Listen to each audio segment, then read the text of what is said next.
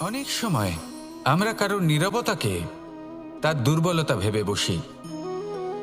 হতেই পারে সেই ব্যক্তি উত্তর দিতে চাইছেন না, হতে পারে অন্য কোনো কারণ আছে যা আমরা বুঝতেই পারছি না। সেই জন্য তাকে দুর্বল ভেবে নেওয়া অনুচিত। দেখতে গেলে এই বিশাল সমুদ্র এও কিন্তু নীরব, শান্ত হয়। কিন্তু যখন সে রুদ্র মূর্তি ধারণ করে তখন কি হয়? সমগ্র সংসারকে বিনাশের পথে নিয়ে যায় এই সমুদ্র, প্রলয় সৃষ্টি করে। সেই জন্য কারোর সহ্য শক্তিকে দুর্বলতা বলে মনে করবেন না। কারণ যদি এই নীরবতা নিজেকে ভেঙে বেরিয়ে আসে, তাহলে তা বিনাশের সমস্ত সীমা পার করে যেতে পারে। তাই এই নীরবতাকে সবসময় বুঝুন, সবসময় একে সম্মান করতে শিখুন, আর আমার সাথে ভালোবেসে বলুন, রাধা রাধা। জীবন একবার একজন গুরু তার শিষ্যদের পরীক্ষা নিচ্ছিলেন। উনি ওনার প্রত্যেক শিষ্যকে একটি করে পাখি দিয়ে বললেন সেই পাখির বলি দিতে হবে, কিন্তু এমন এক স্থানে যেখানে কেউ তাদের দেখতে পাচ্ছে না। প্রত্যেক শিষ্য নিজের যাত্রা শুরু করল। কেউ ঘন বনে প্রবেশ করল, কেউ অন্ধকার গুহায় প্রবেশ করল, কেউ দূরে কোনো পর্বতের শিখরে পৌঁছে গেল। যে মুহূর্তে দেখলো তাদের কেউ দেখতে পাচ্ছে না, তারা সেই বলি দিতে চেষ্টা করল। যেই বলি দিতে গেল, সেই পাখি আলোর কিরণে পরিবর্তিত হলো এবং লুপ্ত হয়ে গেল। একজন শিষ্য ছিল যে আবার গুরুর কাছে ফিরে এলো। সে বলল, ক্ষমা করবেন গুরুদেব, কিন্তু আমি এমন কোনো স্থান পেলাম না যেখানে কেউ আমাকে দেখতে পাচ্ছে না। অন্য কেউ না দেখতে পেলেও আমি নিজে দেখতে পাচ্ছিলাম, আমার অন্তর্মন দেখতে পাচ্ছিল। সেই শিষ্য বুঝতে পেরেছিল যে পরমাত্মার দৃষ্টি সবসময় তাকে দেখতে পাচ্ছে, আর ও কখনো অনুচিত কর্ম করতে পারবে না। আর শুধুমাত্র এই কারণে সেই শিষ্যই সেই পরীক্ষায় উত্তীর্ণ হল। আসুন আর আমার সাথে ভালোবেসে বলুন, রাধা রাধা। রাত্রে আমরা সুখ নিদ্রা লাভ করি, আমরা স্বপ্ন দেখি, ভবিষ্যতের পরিকল্পনা করি, খুব ভালো লাগে। সকালে যখন চোখ খুলি, নিদ্রা ভঙ্গ হয়, স্বপ্ন সেইখানেই ভেঙে যায়, আর তারপর আমরা আমাদের রোজকার জীবন যাপন করি। স্বপ্ন হয়তো মানুষ রাতের বেলায় দেখেন, কিন্তু সেটাকে সার্থক দিনের বেলাতেই করতে হয়। রাতে মধুর বাতাসের নিচে কোমল শয্যায় শুয়ে মাতার গলায় মিষ্টি গান শুনতে শুনতে নিদ্রায় আচ্ছন্ন হওয়া, স্বপ্ন দেখা, ভবিষ্যতের পরিকল্পনা করা বড়ই সরল। কিন্তু সকালবেলায় সময় মতো উঠে সূর্যের তাপ সহ্য করে, সেই উষ্ণতা সহ্য করে সর্বাঙ্গ ঘেমে গিয়ে নিজের পথ খুঁজে বের করা, সেই পথে অগ্রসর হওয়া, বাধা বিপত্তি এসবের সম্মুখীন হওয়া, আর তারপর লক্ষ্য লাভ করা, এগুলো কঠিন কাজ। এ হলো অত্যন্ত কঠিন কাজ। যদি আপনি চান যে স্বপ্ন আপনি দেখেছেন তা সত্যি হোক, তাহলে দিনের বেলায় আপনাকে বেরিয়ে কর্ম করতেই হবে, পরিশ্রম করতেই হবে।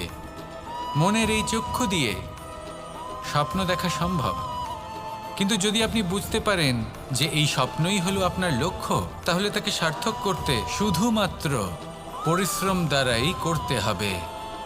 তাহলে পরিশ্রম করুন আর আমার সাথে ভালোবেসে বলুন, রাধা রাধা।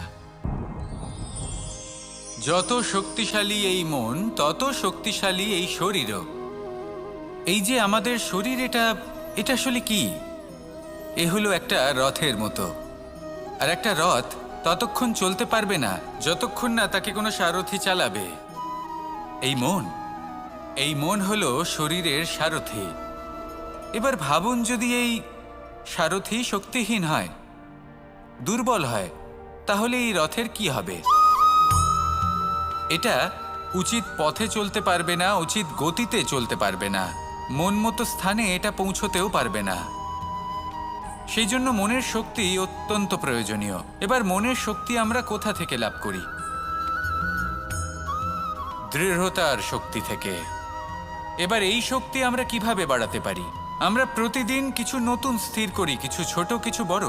আর যেই আমরা নতুন কিছু পূর্ণ করি, আমাদের মনের শক্তি বেড়ে যায়। আর যদি পূর্ণ না করতে পারি, মনের শক্তি কমে যায়। একটা দেওয়ালের মতো ছোট ছোট ছোট ছোট শিলা আমরা একটার পর একটা স্থাপন করে একটা দেওয়াল তৈরি করি। এতগুলো পাথর যখন একত্রিত হয়ে যায়, তখন এমন এক দেওয়াল তৈরি হয় যাকে ভাঙা প্রায় অসম্ভব হয়ে দাঁড়ায়। সেরকমই হয় মন এবং দৃঢ়তা।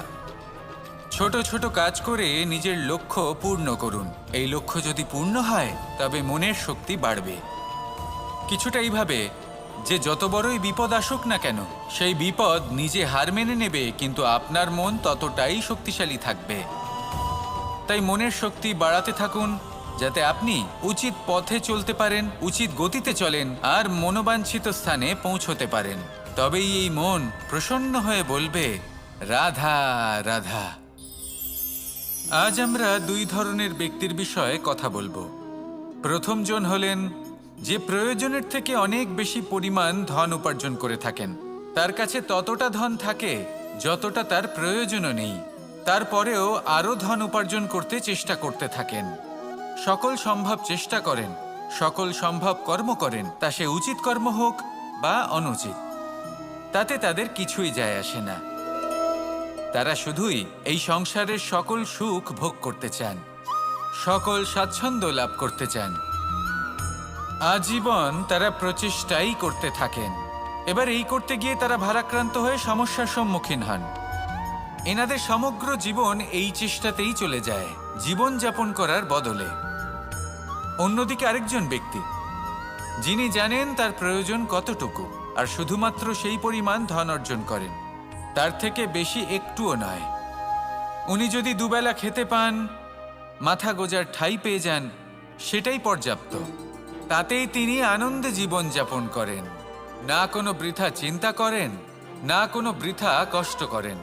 এবার আমি আপনাদের জিজ্ঞেস করব, এই দুই ব্যক্তির মধ্যে আপনি কোন ব্যক্তি হতে চাইবেন? বেশিরভাগ মানুষ এটাই বলবেন যে আমরা সেই দ্বিতীয় মানুষ হতে চাই যারা সন্তুষ্ট। কিন্তু যদি মন দিয়ে দেখেন, আপনিও সেই কর্মই করছেন যা প্রথম ব্যক্তি করেন। আপনারা সবসময় চেষ্টা করে চলেছেন, এটাও লাভ করতে হবে, ওটাও লাভ করতে হবে, আমার এটারও প্রয়োজন, ওটারও প্রয়োজন। আপনি অনেক কিছু লাভ করেছেন, কিন্তু প্রশ্ন এটাই যে আপনার কি সেই সব কিছুর প্রয়োজন রয়েছে? এর উত্তর আপনার অন্তর্মনে রয়েছে। আপনার মন জানে যে আপনার প্রয়োজন কতটুকু। সেখানে গিয়ে দেখুন। সন্তুষ্টি মানুষকে আনন্দ দেয়। মানুষ যতটা সন্তুষ্ট হবে, ততটাই সে আনন্দ লাভ করবে। এবার আপনাকে এই সিদ্ধান্ত নিতে হবে যে আপনি কখন আর কোথায় সন্তুষ্টি লাভ করবেন, কত কিছু লাভ করার পরে সন্তুষ্ট হবেন। এই উত্তর আপনি মন থেকে পাবেন। এই সমাজের চাহিদায় জড়িয়ে নিজেকে বিভ্রান্ত করবেন না। নিজের অন্তরের এই মিথ্যে অহংবোধকে প্রশ্রয় দিতে গিয়ে যদি আপনি এরকম প্রয়াস করতে থাকেন, তাহলে জীবনযাপন কখন করবেন? থেমে যান, শান্ত হয়ে যান, নিজের অন্তর্মনে নিমজ্জিত হয়ে দেখুন যে সন্তুষ্টি কোথায়। এই সন্তুষ্টি লাভ করুন। এই মন প্রসন্ন হয়ে বলবে, রাধা রাধা। কখনো কোনো বাগানের কোনো বৃক্ষকে দেখেছেন যেখানে সুগন্ধি ফুল থাকে, রসালো ফল থাকে? তখন মন প্রফুল্ল হয়ে ওঠে, মন থেকে সেই বৃক্ষের প্রতি ভালোবাসা জন্মায়। কিন্তু যিনি বাগানের মালিক, শুধুমাত্র তিনিই জানেন যে কিভাবে এই বৃক্ষকে আগলে রাখতে হয়, কিভাবে তার পরিচর্যা করলে এতে সুন্দর সুগন্ধি ফুল হবে, রসালো ফল হবে। কখনো কখনো প্রয়োজনের থেকে বেশি রোদ পেলে এই বৃক্ষগুলি শুকিয়ে যায়, প্রয়োজনের থেকে কম রোদ পেলেও এই বৃক্ষ কিন্তু শুকিয়ে যায়। প্রয়োজনের থেকে কম জল যদি পায়, এই বৃক্ষ শুকিয়ে যেতে পারে। প্রয়োজনের থেকে অতিরিক্ত জল যদি পায়, তখনও এই বৃক্ষের শিকড়গুলি নষ্ট হয়ে যেতে পারে। এবার এটাই কিন্তু আমাদের সংসারের সাথেও হয়। আমাদের সংসারের সকল প্রতিভাশালী ব্যক্তি, যেমন লেখক, বিচারক, প্রবক্তা, যোদ্ধা, এদের সবার ক্ষেত্রে এই কথাটাই প্রযোজ্য। যদি বেশি প্রশংসা করা হয়, তাহলেও এরা হারিয়ে যাবেন। প্রয়োজনের থেকে বেশি যদি নিন্দা করা হয় তখনও তারা নত হয়ে পড়বেন। তাহলে আপনি এদের রক্ষা করুন এবং নিজেদেরও। মনে রাখবেন একটা কথা, জেনে রাখুন কখন কোন নিন্দায় আপনি লজ্জিত হবেন না, আর কখন কোন প্রশংসার দ্বারা নিজের মধ্যে অহংবোধ জাগ্রত করবেন না। এই মন সুপ্রসন্ন হয়ে বলবে, রাধা রাধা। যদি আমি কোনো বনে যাই, কোনো নির্জন বনে, সেই বনের বিষয়ে, সেই পথের বিষয়ে, গাছপালার বিষয়ে, পশুপক্ষীর বিষয়ে আমার যদি কোনো জ্ঞান না থাকে, সেই বনের ক্ষুদ্র থেকে ক্ষুদ্রতর অংশের বিষয়ে যদি আমার কোনো জ্ঞান না থাকে, তাহলে হতেই পারে সেই বনে কোথাও আমি হারিয়ে যাব। হয়তো এমনভাবে হারিয়ে যাব কোনোদিনও বাইরেই বেরোতে পারবো না। তাই সেই বনের বিষয়ে জ্ঞান লাভ করা আবশ্যক। এটাই হলো শিক্ষা। জীবনে বেশিরভাগ মানুষই কেন অসফল হন? ওনারা একটা লক্ষ্য স্থির করেন, কিন্তু সেই পথের বিষয়ে তারা পর্যাপ্ত জ্ঞান অর্জন করেন না। সেই পথে কি বিপদ আসতে পারে প্রত্যেকটা পৃষ্ঠার জ্ঞান তাদের নেই, আর সেই জন্যই তারা অসফল হন। আপনি জীবনে যখনই কোনো লক্ষ্য স্থির করবেন, কোনো লক্ষ্য সাধন করবেন, পরিকল্পনার সাথে সেই পথে অগ্রসর হন। সেই পথকে বোঝার চেষ্টা করুন, সেই পথের বিপদ সম্পর্কে জ্ঞান লাভ করুন, সব কিছু জানার চেষ্টা করুন, অজানা তথ্য আহরণ করুন, আর তারপর সেই লক্ষ্যের প্রতি নিজেকে সমর্পিত করুন। তবেই আপনি সাফল্য লাভ করবেন। আর এই মন প্রসন্ন হয়ে বলবে, রাধা রাধা। আপনি নিশ্চয়ই কখনো অনুভব করেছেন, যদি কোনো নির্মল ব্যক্তির কাছে গিয়ে বসেন, তাহলে মনে নির্মল অনুভূতি হয়, এই মন শান্ত হয়ে যায়। সেইখানেই কোনো দুশ্চরিত্র মানুষের কাছে গিয়ে বসলে এই মন বিচলিত হয়ে যায়। কারণটা কি? কারণ যে ব্যক্তি নির্মল মনের, তিনি সবার মধ্যে নির্মলতা ছড়িয়ে দেন। আমাদের অন্তরে যা থাকে আমরা সেটাই সবার মধ্যে বিতরণ করি। যদি আপনি এই সংসারে শুভ বোধ ছড়িয়ে দিতে চান, তাহলে প্রথমে শুভ গ্রহণ করুন, তা অর্জন করুন। এই সংসারে জ্ঞানের শক্তি লাভ করুন, আর সেই জ্ঞানের শক্তি সংসারে বিতরণ করুন। শান্তি এবং সন্তোষ প্রদান করুন। কারণ যেমন বীজ এই সংসারে বপন করবেন, তেমনই ফল আপনি লাভ করবেন। যেমন দেবেন তেমন ফিরেও পাবেন। এই সংসারে জ্ঞান প্রদান করুন, শান্তি প্রদান করুন, সন্তুষ্টি প্রদান করুন। এই সংসারে ভালোবাসা বিতরণ করুন, আর এই প্রেম ভাব নিয়েই বলুন, রাধা রাধা। এই সংসারে সবথেকে বেশি মূল্যবান কি হতে পারে? সময়। সমগ্র পৃথিবীর সমগ্র সম্পত্তি ব্যবহার করেও সময়ের একটা মুহূর্ত লাভ করা যায় না, এতটাই বেশি মূল্যবান। আর এই সময়কেই আপনি হেলায় নষ্ট করতে থাকেন, এর সদ্ব্যবহার করেন না, নিজের স্বপ্ন পূরণ করেন না। আর যখন এই সময় পার হয়ে যায় তখন মনে হয় আর তো সময় অবশিষ্ট নেই। এটা হলো অনুচিত। তাই এই সময়ের সদ্ব্যবহার করুন, শ্রেষ্ঠ কর্ম করুন, সেই সকল কর্ম করুন যা আপনি করতে চান, সেই সকল স্বপ্ন পূরণ করুন। এই সময় ব্যর্থ হতে দেবেন না। এই সময় কারোর জন্য থেমে থাকে না। আর একবার এই সময় পার হয়ে গেলে আর আপনি তার সদ্ব্যবহার না করলে এই সময়ই এসে আপনার বিনাশ ঘটাবে। এই সময়কে সম্মান করুন, আর আমার সাথে ভালোবেসে বলুন, রাধা রাধা। এই সংসারে দুই ধরনের মানুষ দেখা যায়, এক সরল, দুই জটিল। এবার এই যে সরল ব্যক্তি থাকে তাদের এই সমাজ দুর্বল মনে করে। এমনিতে দেখতে গেলে জলও সরল, বায়ুও সরল। ওনারা যেদিকে চাইবেন প্রবাহিত হতে পারেন, এনাদের যে আকার দেবেন সেটাই ধারণ করবেন। কিন্তু এরা বাস্তব রূপ ধারণ করলে তখন কি হয়? এই জল এমন এক ধারায় পরিণত হয় যে অনেক বড় বড় পাথরকে খণ্ডিত করে দিতে পারে। এই বায়ু এমন এক চক্রবাতে পরিণত হয় যা সংসারে বিনাশ ডেকে আনে।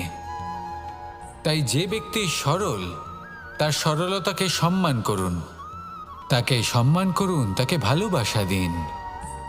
আর আমার সাথে ভালোবেসে বলুন, রাধা রাধা। খেলা খেলতে কে না ভালোবাসেন? আমরা প্রত্যেকেই যখন সময় পাই, সুযোগ পাই, তখনই আমরা কোনো খেলা খেলি। খেলার সময় দুই ধরনের মানুষ ওখানে থাকেন। এক, যারা অংশগ্রহণ করেন, আর দুই, যারা দেখতে থাকেন, যারা দর্শক হয়ে দেখেন, যারা নিজের পক্ষের বিজয়ের ফলে উচ্ছ্বসিত হয়ে থাকেন, পরাজয়ের ফলে শোক পালন করেন, পরামর্শ দিয়ে থাকেন। আর বিজয়ী কে হন? বিজয়ী তিনি হন যিনি অংশগ্রহণ করেন। নির্বাচন আপনাকে করতে হবে, আপনি কি করতে চান?